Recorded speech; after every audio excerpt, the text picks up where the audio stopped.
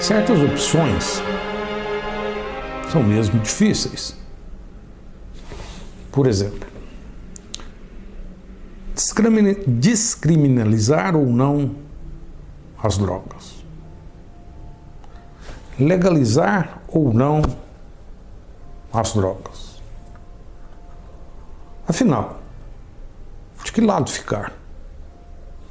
Ou não ficar de lado algum? Vamos pensar um pouco sobre essas coisas no contexto da argumentação lógica. Ou seja, vamos argumentar a respeito de uma possível ação a ser tomada. E no final? Será que é possível concluir algo? Claro que sim. Pelo menos saber como se posicionar a respeito do problema.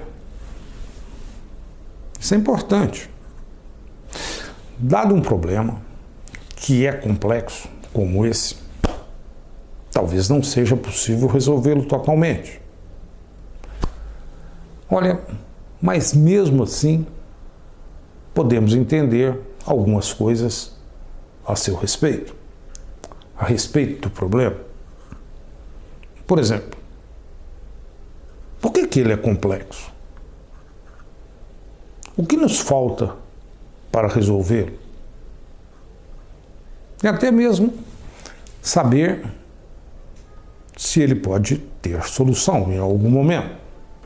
Ou saber se nunca poderemos resolvê-lo. Ele transcende a nossa capacidade cognitiva. Ou seja, saber se tal solução está ou não além daquilo que temos na nossa capacidade, na nossa razão.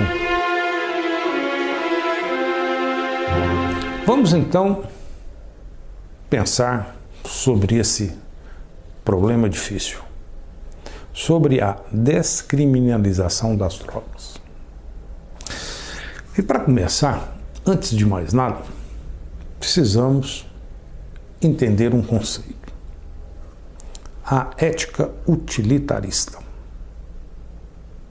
Afinal, o que é mais ou menos, essa ética? O que ela propõe? Veja o que John Stuart Mill, um filósofo que pensou sobre essa ética, veja o que ele diz. As ações são certas na proporção em que tendem a promover a felicidade e erradas na proporção em que tendem a produzir o reverso da felicidade. Interessante isso, A ação certa implica felicidade. A ação errada implica o reverso, a infelicidade. E por felicidade? Olha, do ponto de vista dele, entende-se por prazer e ausência de dor. E infelicidade?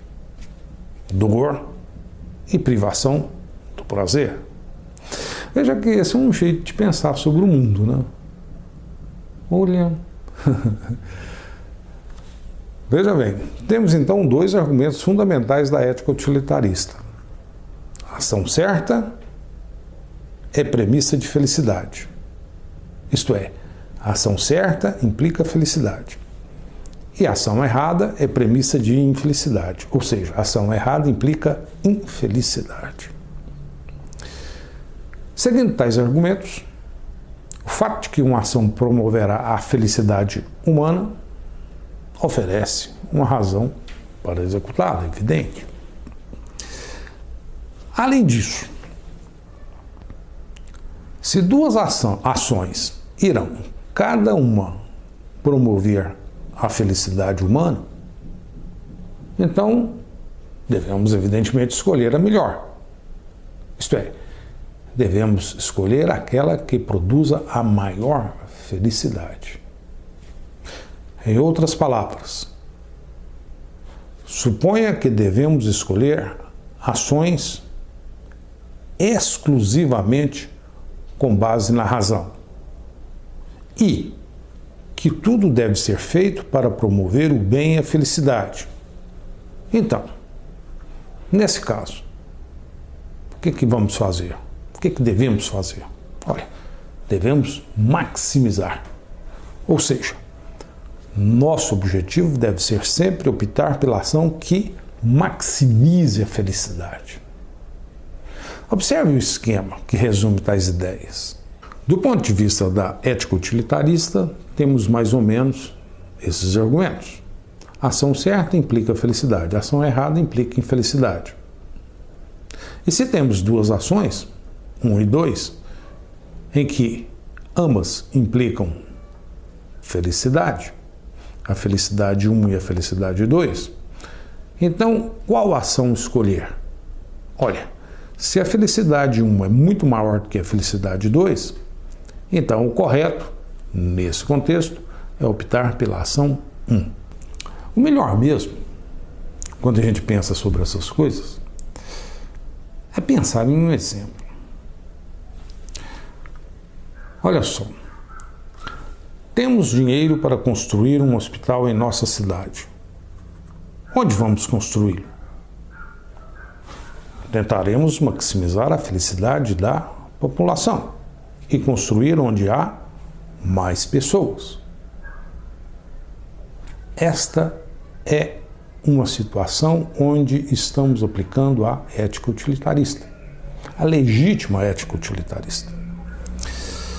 Então, observe que tal ética é muito comum, principalmente na gestão pública. Vamos agora pensar em uma outra situação. Imagine um prédio pegando fogo. Em uma sala há uma pessoa. Em outra sala, 5 pessoas. E temos tempo para salvar apenas as pessoas ou a pessoa de uma única sala. Qual ação escolher? Tranquilo. Pela ética utilitarista, devemos ir à sala onde há 5 pessoas. Vamos promover mais felicidade, seguindo tal estratégia. Mas a questão é o seguinte, a vida não é tão simples. Suponha que na sala onde há uma única pessoa, suponha que essa pessoa é a sua mãe. Para onde ir? Temos que maximizar a felicidade. Mas afinal, a felicidade de quem? Pela ética utilitarista, deve ser a soma das felicidades de todos na sociedade. A ética utilitarista olha o todo. Ela não olha a pessoa. Imagina outra situação. Estou triturando capim em uma máquina para fazer silo. Essas máquinas, você coloca capim de um lado e sai o capim triturado do outro lado. E aí ocorre o seguinte, que a minha mão esquerda se prende à máquina. E, se continuar presa, perderei os 5 dedos da mão esquerda. A menos que eu pare a máquina, com a mão direita. Nesse caso, perderei um dedo da mão direita. E aí, o que fazer? Perco 5 dedos ou um dedo? De novo, pela ética utilitarista, temos que maximizar a felicidade. a felicidade das mãos. Então, nesse caso, é melhor perder um dedo da mão direita do que os 5 dedos da mão esquerda. Essa é a melhor ação a ser executada. Engraçado pensar dessa forma, né, nessas coisas da ética utilitarista. Ela nos coloca em situações muito incômodas. Suponha o seguinte: estou em um hospital com mais 5 pessoas e a equipe de um médico que faz transplantes de órgãos. As 5 pessoas precisam ser transplantadas ou morrerão. Uma precisa de um coração, outra de um pulmão, outra de um fígado, e outra de um pâncreas e a outra de um rim. E nesse caso, o único possível doador sou eu. O que fazer? Devo doar meus órgãos para salvar as pessoas e morrer? Ou deixar que elas morram? Qual ação devo executar? Raciocínio interessante, né? Será que preciso maximizar a felicidade de todos? Puxa, seguindo esse tipo de raciocínio, seguindo estritamente a ética utilitarista, temos outras situações engraçadas. Por exemplo, será que devo doar tudo que tenho para salvar a fome do mundo? Poxa, mas ninguém faz isso. Mas devo doar. Doar até onde? Afinal, como resolver tais problemas racionalmente? Como escolher as ações corretas? Como argumentar a esse respeito? É claro que isso é difícil. Mas temos que pensar sobre isso. Essa questão, por exemplo, morrer para doar meus órgãos, ou doar tudo que tenho para matar a fome do mundo. Isso promove o aumento da felicidade. Mas numa situação eu morro, na outra eu fico pobre. Racionalmente, como é que seria uma solução para isso? Uma possível solução. A ética não pode pregar a eliminação do agente ético. Não haveria sentido a ética sem seus agentes. O que é isso? Olha só, nada significa a ética em Marte, onde não existe ninguém. Então, se eu me mato para doar todos os meus órgãos, a ética perde sentido, porque eu desapareço, eu morro. E a questão das drogas? Estamos falando nisso para falar sobre drogas, sobre a descriminalização ou legalização das drogas. Imagine 2 possibilidades extremas. De um lado, as drogas e o seu consumo são atos criminosos. Nada é permitido. Do outro lado, tudo é permitido. O comércio e o consumo de drogas. Qual dessas opções maximiza a felicidade na sociedade? Aí sim, aí aparecem alguns argumentos. Veja, apresentamos nesta folha 2 argumentos. No primeiro, como premissa, tudo é permitido. Ou seja, o consumo e o comércio de drogas é permitido. No segundo argumento, nada é permitido. Nem o consumo e nem o comércio de drogas. Dada tal premissa, podemos concluir tais fatos. O primeiro deles nos diz o seguinte: do ponto de vista do gasto, Se tudo é permitido, há uma diminuição no gasto ao combate ao tráfico. Evidente, tudo é permitido. Nesse caso, gastaremos menos dinheiro com isso. Ou seja, não gastaremos nada, absolutamente nada, porque tudo é permitido. Por outro lado, se tudo é permitido, há um aumento no gasto com a recuperação de usuários. E se tudo é permitido, certamente haverá um aumento no gasto com a conscientização das pessoas de que não vale a pena ser usuário de drogas. E quando observamos essas coisas, vemos o seguinte, que desses gastos que apresentamos aqui, o maior deles é o gasto que temos com o combate ao tráfico.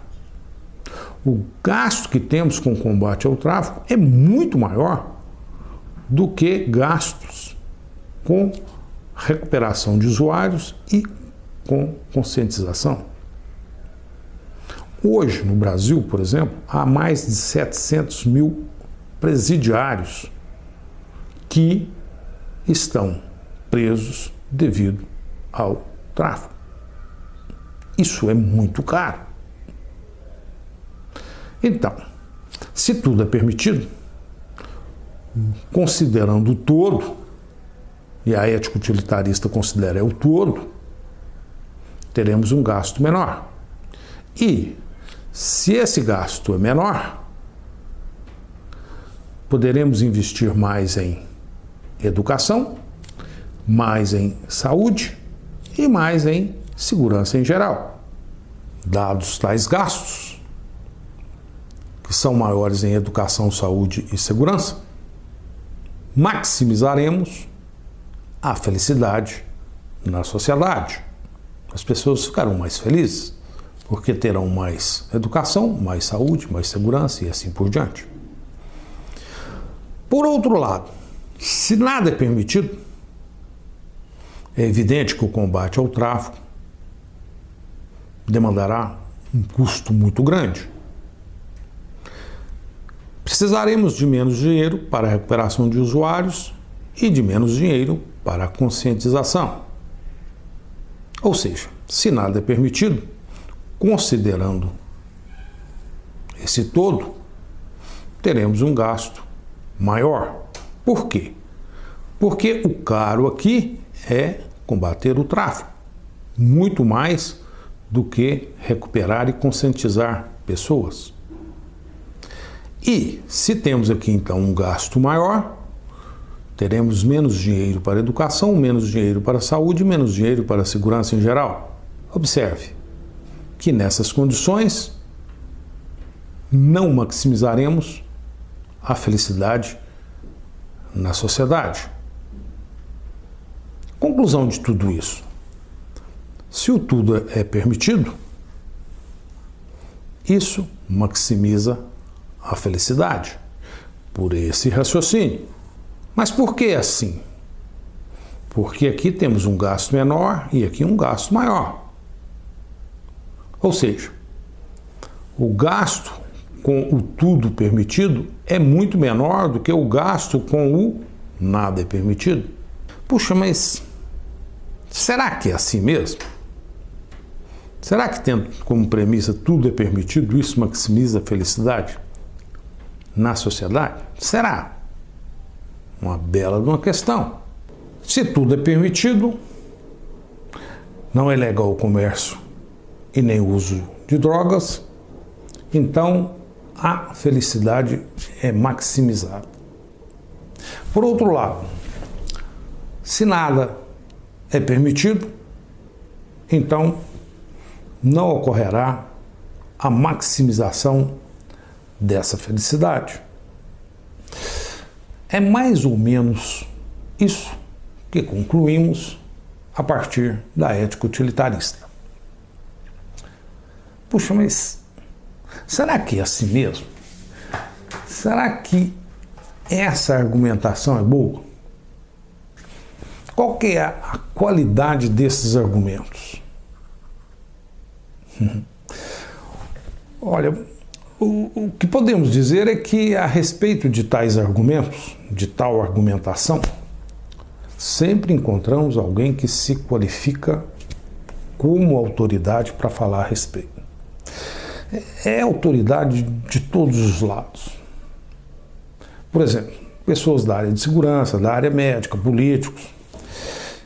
E até quem não entende nada do tema se considera autoridade. Conclusão: todo cuidado é pouco quando falamos sobre um tema desse. No caso da argumentação que apresentamos, o que podemos dizer é que ela é uma argumentação com fundamento utilitarista, que leva em conta apenas os custos financeiros e a maximização da felicidade. Maximização considerando o conjunto de todas as pessoas, felicidade para o maior número de pessoas. Mas a questão é a seguinte: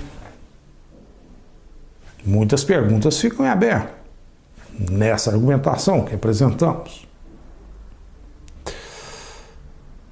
A definição de felicidade é boa? Aquilo que a ética utilitarista entende por felicidade é uma boa definição? E o que significa maximizar essa felicidade? E aí? Afinal, é lícito argumentar apenas utilizando a ética utilitarista? Olha, do ponto de vista cristão, por exemplo, não é adequado argumentar apenas nesses termos. Por quê? Olha, no contexto dessa ética, devemos amar o outro como a nós mesmos. E devemos, preferencialmente, ampará-lo. Ampará-lo por leis e ações. Mesmo que o outro seja único, não o todo, ou que sejam poucos. E, evidentemente, pode até ser todos. Então, por tal raciocínio, o raciocínio cristão, não devemos olhar a quantidade dos indivíduos, não devemos olhar números de indivíduos. Apesar de podermos ser utilitaristas até mesmo em algumas situações, mas não em todas. Conclusão de tudo isso: considerando todas essas éticas, afinal, o que devemos fazer? Talvez encontrar o meio dourado da virtude, conforme dizia o grande Aristóteles, filósofo grego Aristóteles. Conforme ele dizia, a virtude está no meio dourado. Ou seja, nem tanto controle, nem tanta liberdade ou descriminalização das drogas. Mas aí surge um outro problema. Onde está esse meio dourado? Difícil de saber, né? Por isso que o tema é difícil. Onde está o meio dourado? Temos então um problema difícil, complexo. E por que esse problema é complexo? Porque ele nos desafia a encontrar um certo meio dourado. E o que nos falta para resolver? Pelo menos duas coisas: entender o que é isso, o meio dourado, e saber como chegar a esse meio dourado. Puxa, mas será que tal problema tem solução? Provavelmente tal solução requer habilidades cognitivas bem avantajadas. E aí a gente começa a duvidar da nossa capacidade. Parece que a solução para esse problema está além das nossas capacidades. Interessante isso, né? temos um problema difícil. E agora podemos raciocinar sobre a seguinte questão. Presta atenção. Esse problema de saber onde ficar no caso da descriminalização das drogas, este problema tem solução? Temos várias possibilidades. Uma delas, digamos que o problema tem solução. Puxa, esse é o melhor dos mundos. Entretanto, não é esse o caso desse problema. Até hoje não encontramos solução para ele. Mas tem uma outra possibilidade. Poderíamos, por exemplo, provar que existe solução para esse problema, mas não sabemos qual, nem onde está. Nesse caso, provamos uma existência sem exibir a solução. Bom, o mundo ainda está ruim, mas não tão ruim. Existe solução, só que não sei onde está. Existem outras situações mais complicadas. Por exemplo, uma outra possibilidade. Provamos que o problema não tem solução. Nesse caso, o mundo nos fala que temos uma prova do não. Ou seja, o mundo nos fala um não. E finalmente, temos ainda uma outra possibilidade.